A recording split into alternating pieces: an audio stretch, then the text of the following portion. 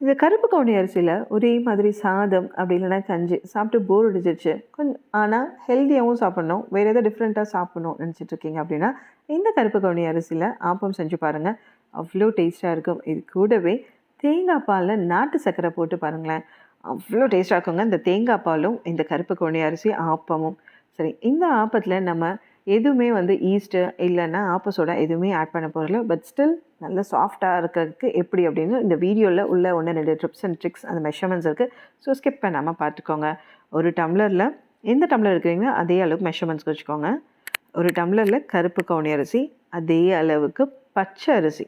ஒரு டம்ளர் கருப்பு கவுனினா ஒரு டம்ளர் பச்சை அரிசி. இதுக்கப்புறம் நான் கருப்பு உளுந்து ஆட் பண்ணியிருக்கேன். நீங்கள் நார்மல் வெள்ளை உளுந்தும் ஆட் பண்ணிக்கலாம். ஸோ இது 1:1 எடுத்துகிட்டு இதில் அரை டம்ளர் இந்த கப் எடுத்துருக்கீங்களோ அதில் அரை கப் கருப்பு உளுந்து, இது கூடவே ஒரு சின்ன டீஸ்பூன் அளவுக்கு வெந்தயம். இந்த வெந்தயம் 4த்தையுமே எடுத்து ஒரு பாத்திரத்தில் ஒரு 4லேருந்து ஒரு 5 தடவை நல்லா கழுவி இருக்கு.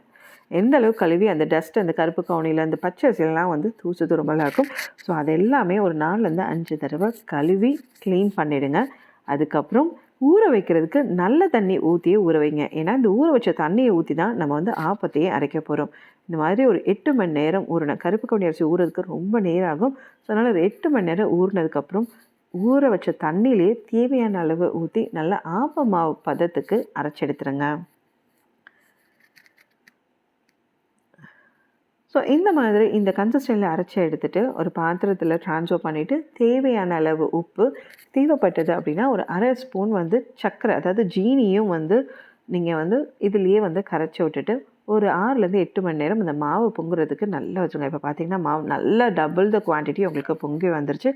இதில் தேவையான அளவு கொஞ்சமாக தண்ணி ஊற்றி கரைச்சிட்டு ஆப்பக்கடையில் நம்ம எப்போவுமே ஊற்றுற மாதிரி ஆப்பத்தை ஊற்றி எடுத்துருங்க. இது கூட தேங்காய் பால், நான் சொன்ன மாதிரி சர்க்கரையோட நாட்டு சர்க்கரையை நீங்கள் வச்சு ட்ரை பண்ணி பாருங்கள். செம்ம டேஸ்ட்டாக இருக்கும் இந்த ஆப்பம். ஸோ இந்த ஆப்பம் ட்ரை பண்ணிவிட்டு எப்படி இருந்தால் சொல்லிட்டு கீழே கமெண்ட் பண்ணுங்கள். இப்போ தான் கெட்டு சென்னை சேனலை ஃபஸ்ட் டைம் பார்க்குறீங்க அப்படின்னா மறக்காமல் சப்ஸ்கிரைப் பண்ணி பக்கத்தில் இருக்க பெல் ஐக்கானே கிளிக் பண்ணுங்கள். நன்றி.